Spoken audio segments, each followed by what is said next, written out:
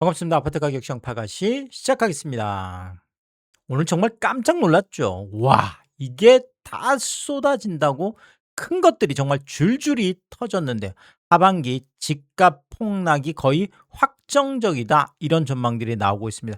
도대체 오늘 무슨 일이 벌어졌는지 구체적으로 조금 살펴드리면요.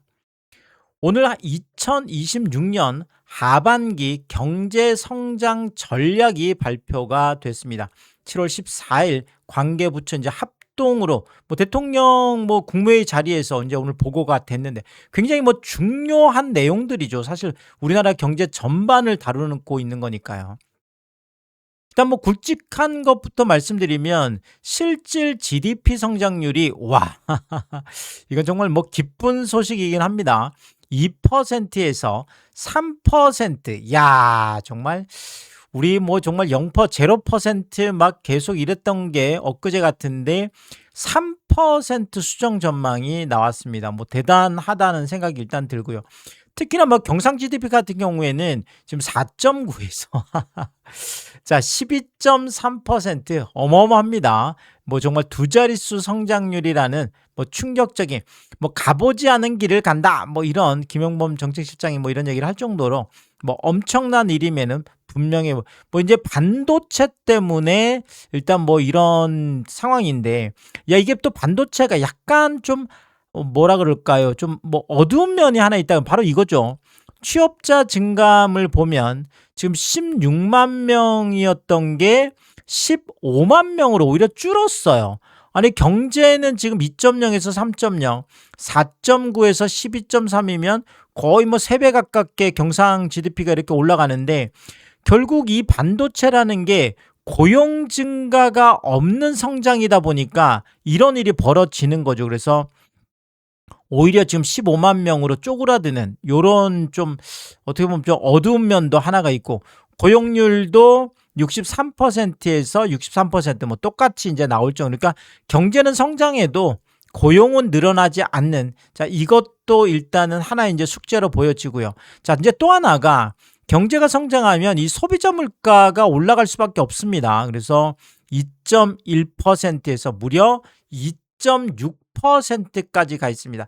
사실 이것도 2.6%는 좀 약간 희망이 섞인 것 같고요.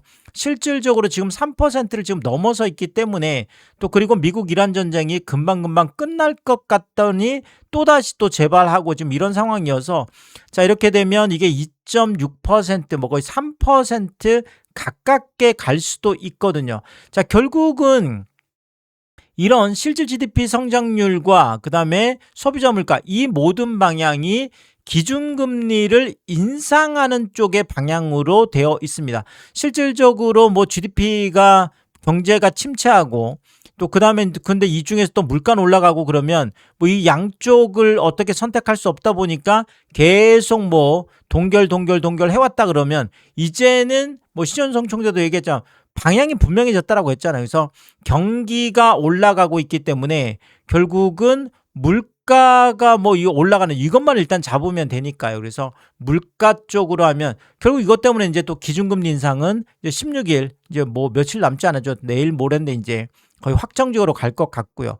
자, 그다음에 경상수지도 굉장히 좋게 나왔습니다. 그래서 지금 1,350억 불에서 지금 2,900억 불 어마어마합니다. 거의 3,000억 불에 가까울 정도로 엄청난 경상수지 흑자도 지금 기대가 되고 있습니다.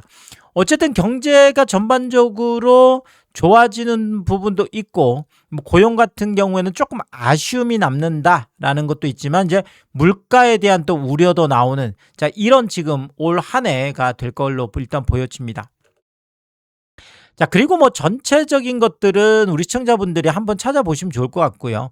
저는 일단 부동산 쪽이니까 이제 부동산 관련된 부분만 좀 추려서 말씀을 드리면 주택 공급 확대 관련된 부분이 나왔죠. 그래서 지금 3기 신도시 그다음에 태릉이나 성남 같은 이제 주요 부지의 주택 공급 이제 확대액인데 이제 기존에 나왔던 것들을 이제 좀 구체적으로 하겠다는 얘기가 되겠습니다. 그래서 3기 신도시가 이제 조금 이제 돌아갈 판이죠. 그래서 남양주 왕숙에 한 6,800채 정도, 인천 계양에 지금 한 1100채 정도 이렇게 해서 대략 한 3기 신도시 착공이 이제 시작이 되는 걸로, 그래서 12,000채가 하반기에 착공이 일어나는 걸로 되어 있습니다. 그래서 이제는 3기 신도시 쪽에 많은 관심을 좀 가져볼 만하다. 저는 계속 이렇게 말씀드리고 싶고요. 자, 그다음에 도심 공급 지금 6만 채 관련된 부분에 있어서 태릉 지금 뭐 골프장 부지, 자, 그다음에 뭐 성남 지금 요런 곳들에 2030년에서 2029년까지 1년 단축해서 착공을 하겠다. 어쨌든 뭐 닥치고 공급 얘기까지 나왔죠. 그래서 이제 뭐 공급이 이제 얼마나 될지 이건 또 구체적으로 봐야 될 것 같고요. 자, 그리고 결혼하고 출산 관련된 페널티 얘기가 계속 있었잖아요. 이게 부동산 쪽에서. 그래서 차라리 결혼을 안 하는 게 낫다. 뭐 부동산에서는. 그래서 뭐 신혼신고를 미룬다. 이런 얘기도 있어서 이 부분을 개선하기 위해서 정책대출 관련된 부분에 있어서 신혼부부에 대한 주택자금 대출 소득여건, 뭐 이걸 좀 뭐 전체적으로 완화하는 방안이겠죠. 그래서 이렇게 갈 것 같고요. 자, 그 다음에 신혼부부 지금 특공 기회 이거 뭐 확대하겠다라는 거고, 지금 또 하나가 공공임대에 거주하다가 이제 결혼을 하면 결국 여기서 이제 나가야 되는데 이 부분에 대해서 계약 연장을 허용하는 뭐 이런 부분들도 나와 있고요. 그 다음에 뭐 혼인신고로 1세대가 이제 경차 2대 같은 경우에는 뭐 한 대 정도에는 유류세 환급도 허용하겠다. 자, 어쨌든 결혼이라는 것 때문에 페널티가 가지 않도록 하겠다라는 게 뭐 방향으로 일단 보여집니다. 자, 이제 뭐 이런 것들은 뭐 일단은 주변 이야기고요. 오늘 이제 터질 게 정확하게 터졌죠. 그래서 공평과세 실현 및 부동산 이용 합리화 이렇게 해서 부동산 거래세는 취득세와 양도세가 되겠습니다. 보유세는 재산세하고 종부세가 되겠죠. 자, 여기에 대해서 이제 국민 의견 수렴을 지금 거치고 있고, 자, 이 부분에 대해서 이제 뭐 7월 23일이죠. 대통령이 직접 주재하는 뭐 대토론회도 있는데, 자, 이렇게 해서 합리적인 개선 방안을 만들겠다. 자, 이게 지금 7월 말, 7말 8초로 되어 있습니다. 자, 합리적인 개선 방안이라는 것은 세금을 깎아주는 일에는 뭐 이런 것 굳이는 할 필요 없죠.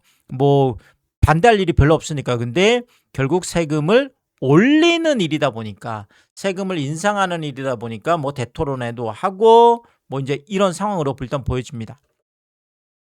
자, 오늘 가장 뭐 좀 크게 이야기됐던 게 바로 뭐 첫 번째가 초고가 실거주 1주택. 문재인 정부 때는 아무리 초고가라고 하더라도 실거주 1주택에 대해서는 세금 관련된 부분을 엄청나게 깎아줬죠. 뭐 실거주는 무조건 보호해야 된다. 자, 그런데 이재명 정부가 문재인 정부하고 다른 부분이 있다 그러면 실거주 1주택자라고 하더라도 초고가에 대해서는 별도로 처리하겠다라는 건데, 자, 이걸 처리할지 말지 고민 중이다라고 대통령이 얘기를 했지만 오늘은 별도로 처리하는 거는 확정적으로 일단 보여집니다. 사실은 뭐 별도로 처리할지라고 하는 게 별도로 처리하겠다라는 거죠. 자, 그러면 초고가 주택 가격은 얼마부터인가? 뭐 이런 이제 고민들이 있는데, 자, 오늘 나온 얘기들을 좀 살펴드리면, 오늘 국무회의에서 이제 이 하반기 관련된 이걸 이제 보고를 받던 중에 대통령이 즉석에서 뭐 이재명 대통령의 스타일이기도 한 것 같습니다. 그래서 유튜브 이제 중계 방송을 하고 있으니까, 자, 그러면 댓글을 통해서 실시간으로 국민 여론조사를 해보자. 이렇게 대통령이 제안을 직접 했습니다. 그래서 실거주 1주택이라고 하더라도 초고가 주택인 경우에는 보유세를 더 부담시키는 것에 찬성하면 1번, 반대하면 2번 이렇게 얘기했는데, 자, 놀랍게도 찬성이 무려 90%였습니다. 사실 뭐 초고가 주택에 사는 분들보다는 초고가 주택이 아닌 분들이 많기 때문에도 이런 게 이제 나올 수가 있겠죠. 그래서 어쨌든 뭐 찬성이 90%까지 지금 나와 있는 이런 상황이어서, 자, 이제는 실거주 1주택이라고 하더라도 초고가는 보유세를 더 부담하는 게 확정적으로 오늘 그냥 뭐 됐다. 일단 이렇게 보여지고요. 자, 그러면 초고가면 얼마부터 하면 좋겠냐? 이것도 대통령이 실시간으로 뭐 이렇게 여론조사를 했습니다. 그래서 1번이 10억, 2번이 20억, 3번이 30억. 자, 근데 30억이 가장 많았고 그 다음이 20억이었습니다. 어떻게 보면 너무나 당연한 일이겠죠. 그래서 30억이 이제 가장 많았는데, 자, 그러면서 대통령이 이제 뭐 시세를 20억으로 하면 우리 큰일 날 것 같다. 뭐 약간 이제 쪼크를 하는 이런 분위기였는데, 어쨌든 간에 뭐 30억이 가장 많았고 20억으로 하기에는, 시세 20억으로 하기에는 대통령도 살짝 좀 부담이 있고 정부도 부담이 있다. 뭐 이런 뭐 일단은 뉘앙스를 읽힙니다. 자, 그래서 제가 늘 말씀드렸듯이 이재명 정부가 고가주택에 대한 기준을 101호 대책에서 이미 좀 보여줬죠. 25억 초과에 대해서는 딱 2억만 대출을 해주면서, 자, 결국 이재명 정부가 초고가 주택이라고 보는 거는 25억 초과다. 오늘 뭐 좀 갑작스럽게 한 여론조사긴 하지만 30억이 가장 많고 20억으로 하면 왠지 반발이 많을 것 같다. 요 이야기와도 좀 접목이 됩니다. 이렇게 되면 한 25억 정도가 뭐 그 안에 들어가지 않을까. 뭐 일단 저는 개인적으로 그렇게 뭐 생각을 하고 있고요. 그리고 1015 대책에서도 25억 초과를 고가 주택으로, 초고가로 보고 있다. 이렇게 일단 보여지고 있습니다. 자, 그러면 초고가 주택에 대해서 보유세를 얼마나 부담하면 되냐? 그래서 이 부분도 이재명 대통령이 이전에 이야기한 적이 있죠. 아파트가 사치품이 돼 있다면 선진국 수준의 부담을 지우겠다. 그럼 선진국 수준이 기준이 되겠죠. 그래서 선진국 수준의 부담이 어느 정도냐? 김용범 청와대 정책실장이 뉴욕 등 주요 도시를 연구하고 있다. 검토하고 있다. 자, 이렇게 얘기를 했고, 구윤철 경제부총리, 재경부 장관이죠. 세금을 총괄하는 장관이 재산세 1%, 그것도 시세의 1%를 얘기한 거죠. 그래서 시세의 1%, 50억 아파트면 5천만 원 재산세. 아까 25억 초과면 이제 30억이 가장 많았다고 하니까 30억 아파트면 3천만 원, 이제 매년 3천만 원 재산세를 내겠다. 자, 이렇게 되면 제가 생각할 때는 뭐 25억이 아니라 30억으로 하더라도, 오늘 뭐 30억 얘기는 공공연하게 나왔으니까요. 뭐 대통령이 아마 10억, 20억, 30억을 한 것도 30억이면 초고가라고 생각하고 있다라는 이런 생각이 은연중에 드러난 거죠. 뭐 설문조사를 하면서. 그래서 결국 30억은 거의 확정적으로 보입니다. 그러면 50억은 매년 5천만 원, 이제 30억. 이렇게 되면 잠실에 있는 뭐 엘스나 리센츠 트리지움, 엘리트 같으면 무조건 이제 여기에 들어가죠. 그래서 엘리트 같은 경우에는 매년 이제 3천만 원 정도의 뭐 보유세를 각오를 해야 되는 이런 상황까지 왔다. 일단 저는 이렇게 전망이 되어집니다.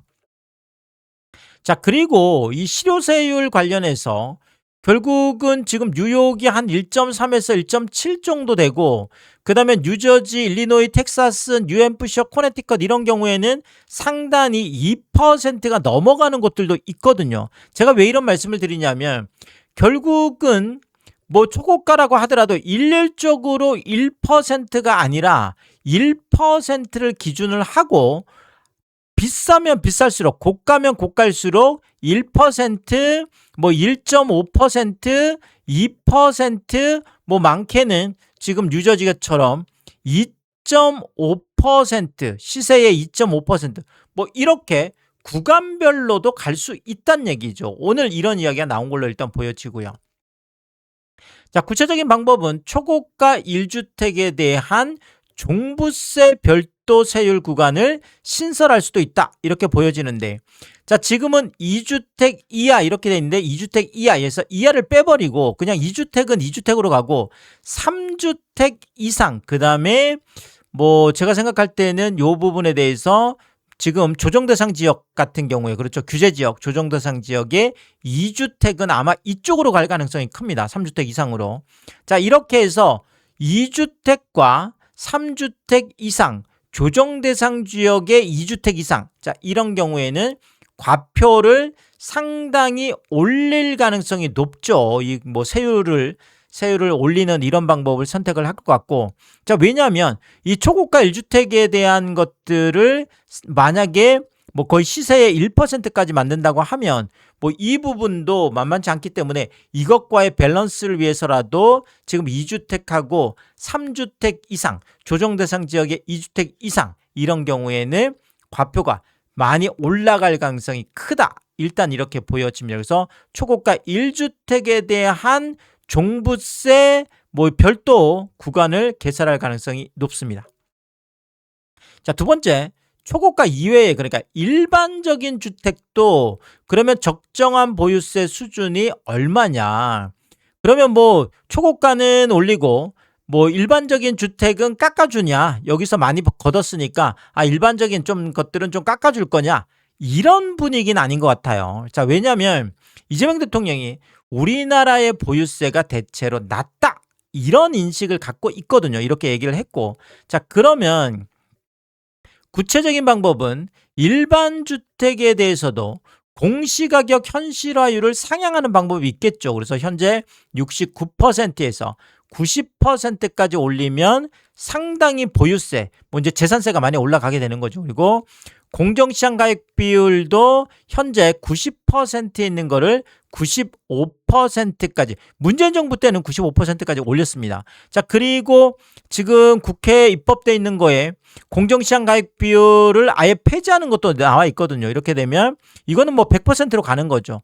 그러면 결국은 공시가격 현실화율을 상향하고 공정시장 가액 비율을 상향하는 이런 방법을 통해서 보유세, 재산세를 올리는 이런 것도 이야기가 되고 있습니다.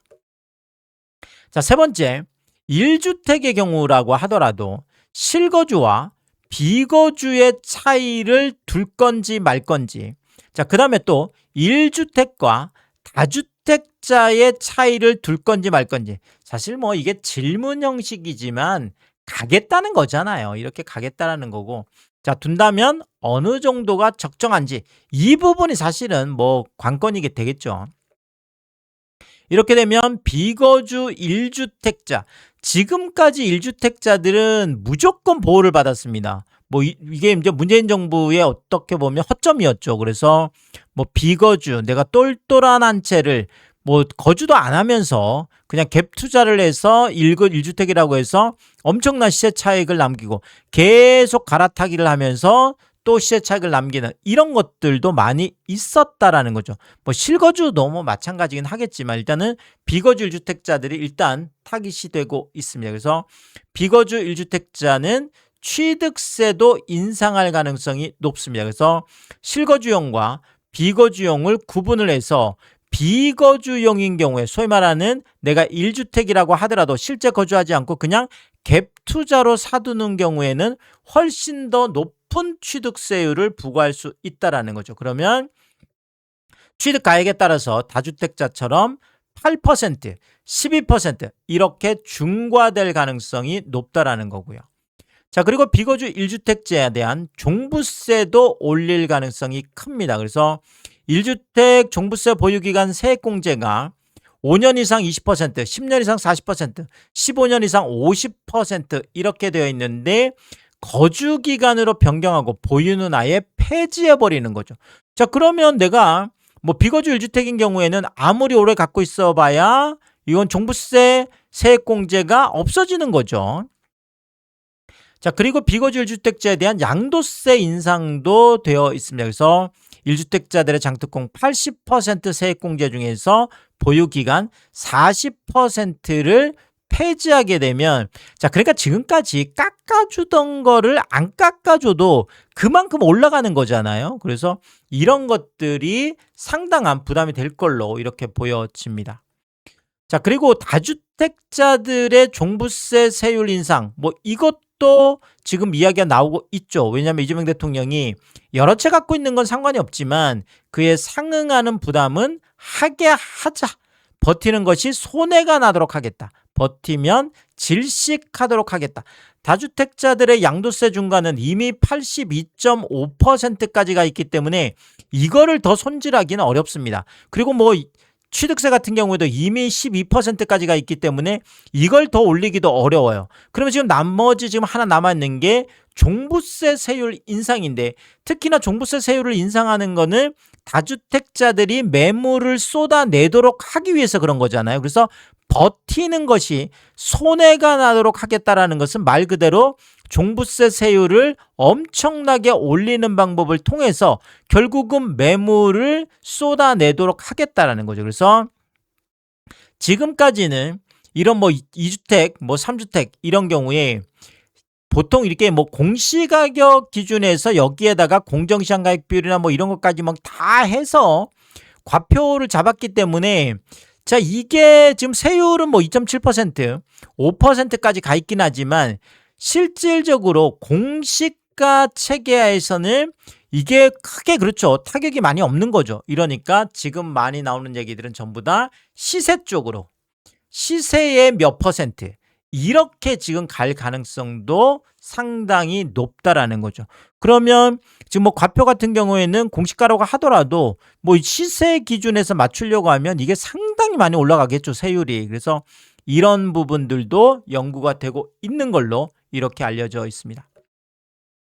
자, 그리고 등록 임대 아파트 다주택자들 지금 서울에만 6만 7천 채 얘기를 하고 있는데, 양도세 중과 제외가 지금 영구적으로 되어 있는데, 자, 이거 지금 당연히 폐지할 걸로 보여집니다. 그래서 정부가 정하는 일정 기간만 인정해줘서 이것도 마찬가지야. 6만 7천 채 매물을 하겠다라는 거죠. 그래서 결국은 뭐 이분들이 뭐 계속 연구 혜택을 주면 그렇지만 딱 언제까지 이렇게 딱 정해놓으면 결국은 그 기간 안에는 팔아야 되니까요. 그래서 매물 출회를 위해서라도 이것은 일정 기간만 갈 가능성이 상당히 높습니다.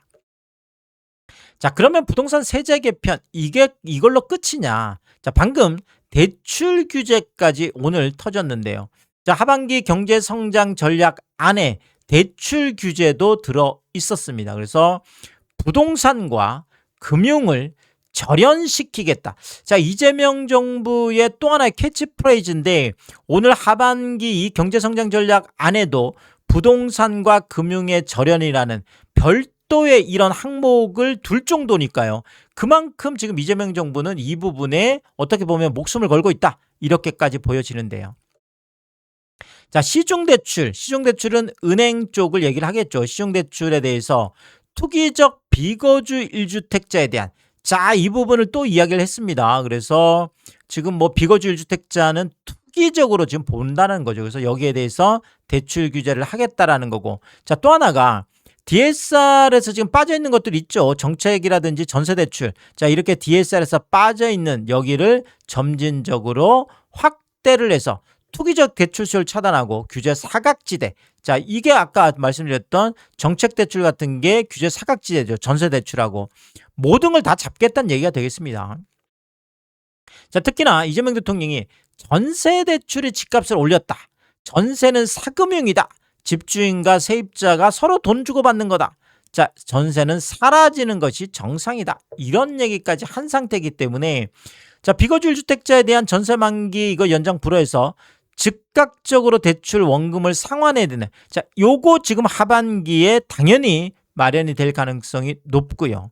자, 그다음에 고액 전세 대출에 대해서는 무주택인 경우에도 DSR을 적용하는, 아까 지금 뭐 실거주인 경우에도 고액 같은 경우에 보유세 얘기가 나오듯이 이제 고액에 대해서는 전세 대출도 DS나 이런 걸로 규제할 가능성이 상당히 높고요. 자, 그 다음에 1,000조 원이나 되는 이 전세 보증금, 자, 이것도 집주인들의 대출로 잡아서 집주인의 DSR 적용시키겠다. 자, 이렇게 되면 집주인들 뭐 대출 못 받고 만기 돌아오면 상환해야 되고 난리가 나는 거죠, 사실은. 자, 그 다음에 또 하나가 이 부분이 오늘 엄청나게 큰 이야기인데요. 자, 정책보증 관련해서 무주택 청년하고 취약계층, 자, 요것만 딱 빼줬습니다. 무주택 청년하고 취약계층만 딱 빼고 이 보증 비율을, 현재도 수도권은 80%예요.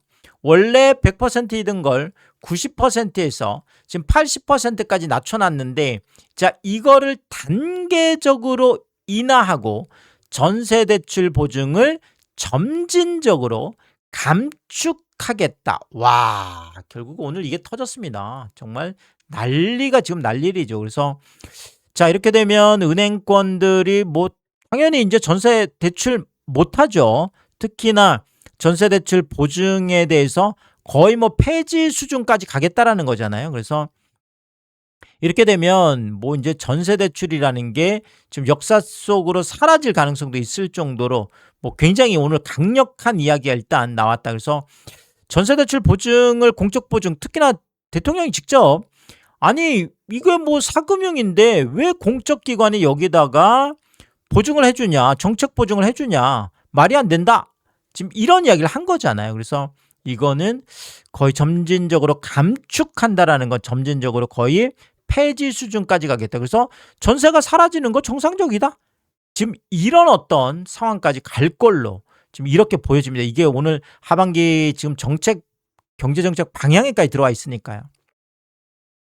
자, 그리고 고위험 주담대에 대한 부담을 강화하고 자본 추가 적립을 의무화하겠다라는 건데, 자, 이게 지금 가장 뭐 이번에 좀 크게 나타난 거죠. 그래서 뭐 주담대에 대한 위험 가중치를 지금 현재 20% 있는 거를 25%까지 지금 올린다는 거잖아요.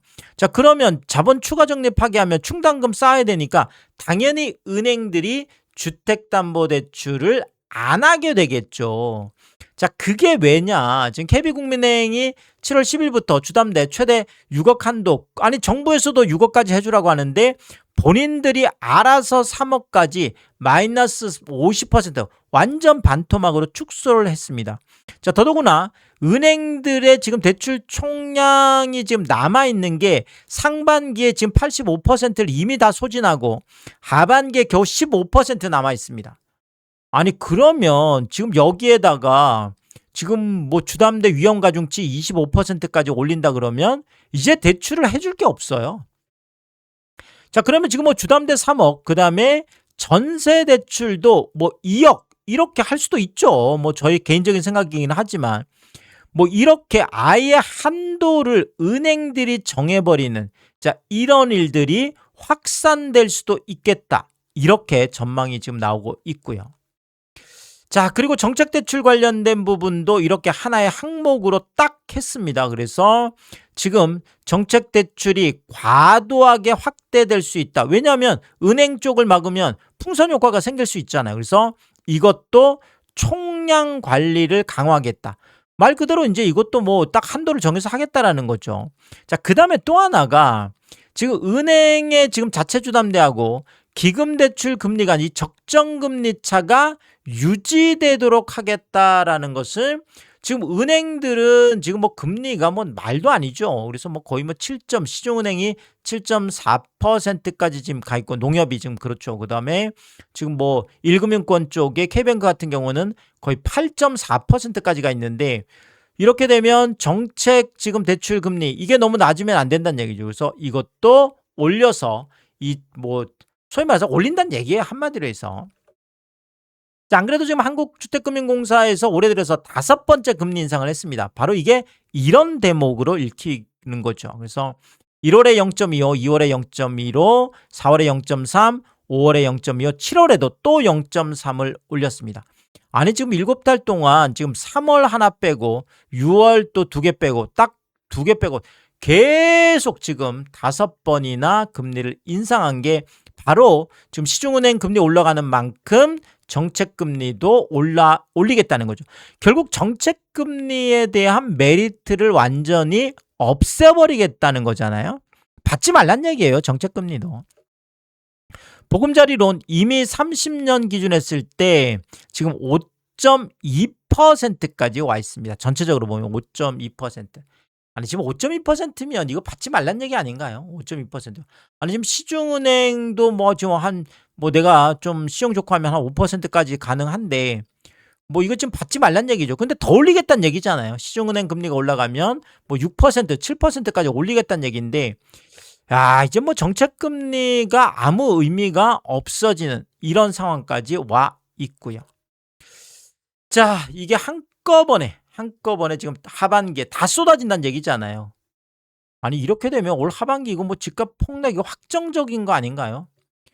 벌써 이게 뭐 지금 난리 뭐 7 월부터 지금 이렇게 되면 난리가 날 것 같고, 아까도 보시면 세제 개편뿐만 아니라 지금 뭐 대출 규제 관련된 부분들도 하반기 지금 성장 전략 안에 지금 들어가서 지금 이게 주요 의제로 다뤄질 정도고, 대통령도 이 부분에 대해서 엄청난 관심을 갖고 있기 때문에 이게 한꺼번에 다 쏟아지겠죠. 이렇게 되면 올 하반기 집값 폭락은 확정적이다. 이렇게 말씀을 드리면서, 또 중요한 내용들이니까 제가 또 새로운 이야기 했을 때마다 빠르게 업로드를 하도록 하겠습니다.